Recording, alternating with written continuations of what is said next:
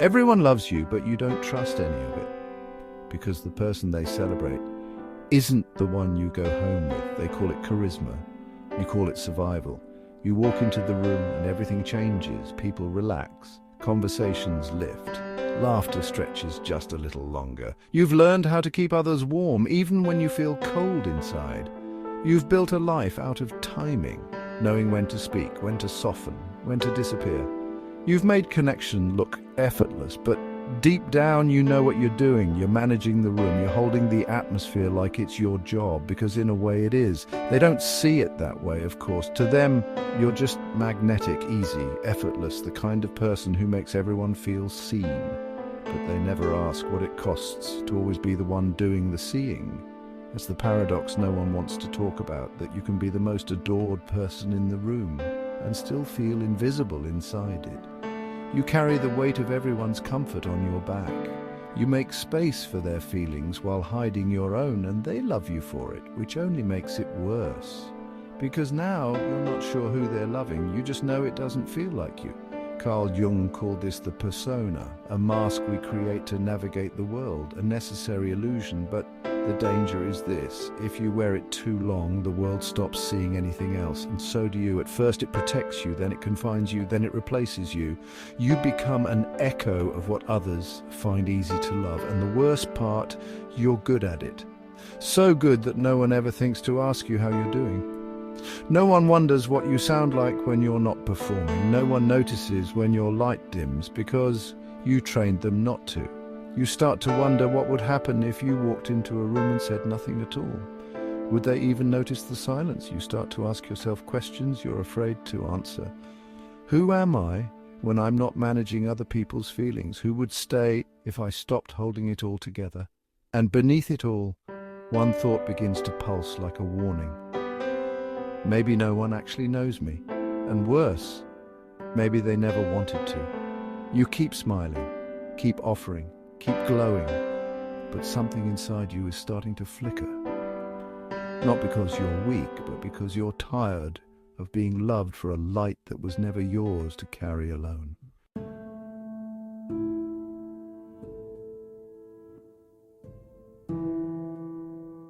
It's late again. The kind of late where the silence hums louder than your thoughts, where your body is still but your mind is sprinting laps through yesterday. You replay the conversation, the tone you used, the pause they made, the joke that didn't land quite right. You scan the memory for signs you've misstepped, overstepped, disappointed, embarrassed, exposed. You're not overthinking, you're surviving. Rejection doesn't wait to happen anymore. You pre-feel it, preempt it, perform around it. It's like your nervous system is always half bracing, even in rooms full of praise, because approval for you has never been reassurance. It's been oxygen, fragile, conditional, draining. You don't want to be impressive. You want to be kept. But somewhere along the way, the only version of you that felt safe to offer was the one that always had something to give. And so you give your time, your attention, your validation, your energy. You give until there's nothing left to receive. You smile before you're ready. You apologize when you're not wrong. You shape-shift without noticing, and the scary part is you're not sure you could stop, even if you tried, because this version of you, the polished, generous, charming one, gets results. They stay. And that's all you've ever wanted, right? But here's the cost. No one can love the version of you you never show. There's a story told in Xhosa villages of a dancer who never removed his mask. At every festival, he would move like water, igniting the crowd with his brilliance. Year after year, he lit their spirits and calmed their fears. But one night, an elder followed him. After the music ended, he found the dancer alone, kneeling in the woods, sobbing into the soil. The elder asked, "Why do you keep dancing if it breaks you?" And the man whispered, "Because it's the only time they let me be loved." That's what no one sees, that every performance carries a quiet question. Would you still love me if I stopped?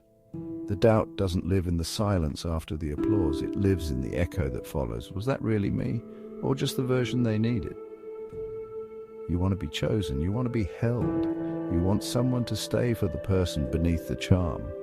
But you're terrified that if you stop performing, They'll leave before they ever get the chance. You tell yourself you're just being thoughtful, that you're good at reading people, that you like making others comfortable, but underneath that, you've been protecting everyone from your truth. And now you're not sure there's anything left under the mask but fear. You don't want to be impressive anymore. You want to be real. But how do you risk being real when no one has ever loved you without the performance?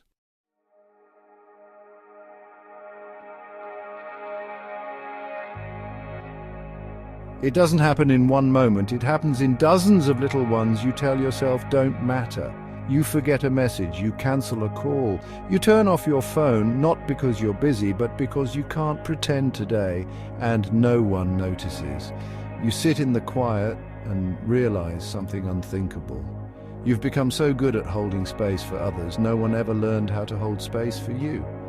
That's when it hits, not like an explosion, like erosion, like the slow undoing of something you didn't know was holding you up. You've spent years showing up for others, filling the room with warmth, giving the best of yourself without ever asking if you could afford it, but now there's nothing left to give. No more borrowed charm, no more rehearsed ease, no more backup supply of light for people who never brought any of their own. It's not just exhaustion, it's a kind of disappearance. You find yourself staring at walls, letting the dishes pile, turning your phone face down, not because you want to be left alone, but because you're scared no one will notice if you are. And deep in that silence, you ask the question you've never had time to consider. What if the only reason they loved me was because I made their lives easier? The moment that breaks you isn't always loud. Sometimes it's soft. Sometimes it's just the realization that no one is checking in, not because they don't care, but because they believed you were fine, because you always made sure they did. You remember the old Andean story of the bird of fire. Its song was so beautiful that creatures from every corner of the earth came to hear it, but the bird's music had a price. Each note burned a part of its body. Every performance was an offering, and it sang anyway, until one day the music stopped, and the silence that followed was permanent. Only then did they mourn it. Only then did they ask what the song had cost. You know that story, because you've lived it. You've sung for everyone. You've made people feel seen, feel better, feel whole, and no one asked if you were breaking while you did it. This is what Jung meant when he said we lose ourselves in the masks we wear. The charm that once protected you is now starving you, and no one sees it, because no one was supposed to, because being loved for the mask means never risking the face beneath it. But now you're wondering, what's left? You look in the mirror and feel like a ghost of your own body, a voice that's always had something to say but no permission to say it. The collapse doesn't come from failure, it comes from finally realizing that being everything for everyone left no room for you. And now the mask is too heavy to hold. You set it down and nothing breaks. But that's the part that hurts the most, because if no one notices when the performance ends, then maybe they never really saw you in the first place.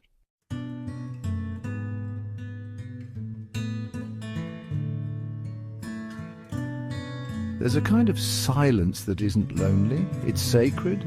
You reach it not because you chose to, but because there's nowhere else left to go. You stop responding to the cues, stop filling the gaps. You stop performing, not as a rebellion, but as a surrender. And there, in the absence of applause, you hear something new. Breath, your own. You sit in a room without expectation, without makeup, without rehearsal, without having to win anyone over. And for the first time, it feels like rest. You don't have to be impressive, you don't have to be useful, you don't have to be on. There's no one to charm here, just you. And for a moment it's terrifying, because you're not sure what's left behind the mask. You're not sure if you've ever truly seen it. All your life you've played the part so well that you began to fear the audience leaving. But now there is no audience. Only the stage, only the echo of a voice you forgot belonged to you.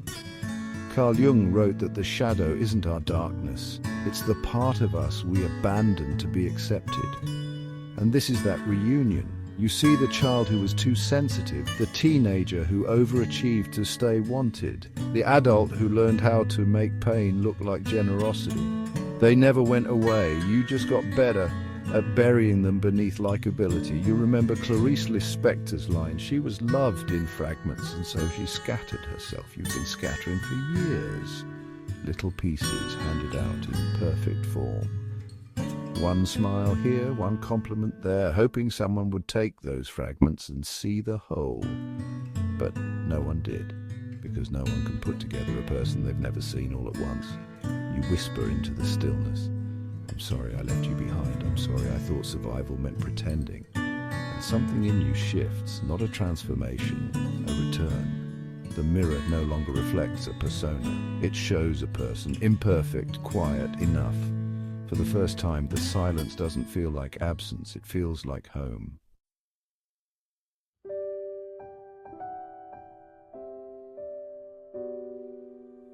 You don't rise from the collapse with fire, you rise with stillness. You don't need to scream, you don't need to prove, you don't need to win the room back. You simply stop handing yourself out in pieces. You sit, you breathe, you listen, and you realize you don't have to perform peace to be deserving of it. You begin to move differently. You speak slower, not because you're unsure, but because you're no longer rushing to reach the part where they like you. You pause when you need to. You say no without apology. You feel the urge to fix others and let it pass. And in those tiny rebellions, you begin to return to yourself. Carl Jung called this the path of individuation. Not becoming someone new, but reclaiming who you were before the world convinced you that wasn't enough. You look at the life you built through charm, how every relationship was maintained like a performance, every room like a stage, every conversation like a test you had to pass. You remember the Zulu proverb, even the best dancer must return to the shadows and tend to his feet. You've danced long enough. You've lit the stage. You've spun joy from your own unraveling. Now you sit in the shadows and care for what's been carrying you all this time.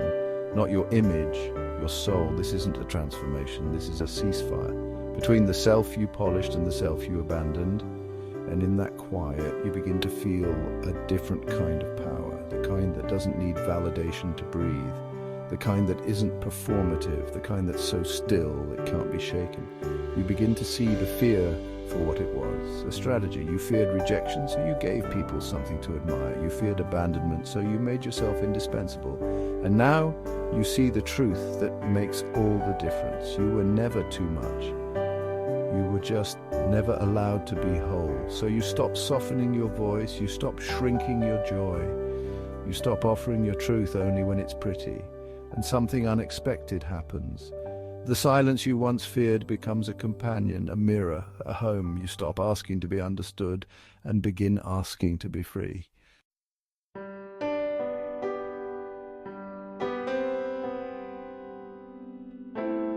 You're sitting in a room again, no audience, no spotlight, no curated version of yourself on display, just breath, just presence. And for the first time, the silence doesn't accuse you, it embraces you. The need to impress dissolves. The fear of disappointing recedes. You no longer scan every interaction like a battlefield. You let people feel what they feel. You let yourself feel what you've spent years ignoring. There's nothing to fix, there's just you. The you that doesn't have to charm to be safe. The you that doesn't have to shrink to be included. The you that doesn't have to perform to be loved. You remember what Shams Tabrizi said, do not seek love, be it. When you become the ocean, even the thirst will drown. And now you understand, you were never meant to beg for drops. You were meant to remember you are the sea. This isn't a grand finale, it's the soft landing you never thought possible. You stop trying to be remembered and start trying to be real. When people speak now, you don't rush to fill the space. When they pull away, you don't chase. When they praise you, you don't question if it's for the real you. Because now you know who that is. And if someone stays, good. And if they don't, you stay with yourself. This is the ending they never tell you about. The kind where you don't get the crowd back. You don't become more likable. You don't dazzle the room again. You just become someone you trust. And maybe that's the miracle, not being loved by everyone, but being able to sit in your own silence and whisper, I love this version of me. And this time, it's not a performance, it's a homecoming. If you've lived in the echo long enough to forget your own voice, let this be the sound that reminds you. Let this be the moment you put down the mask. Not because you're tired of holding it, but because you finally know you don't need it anymore.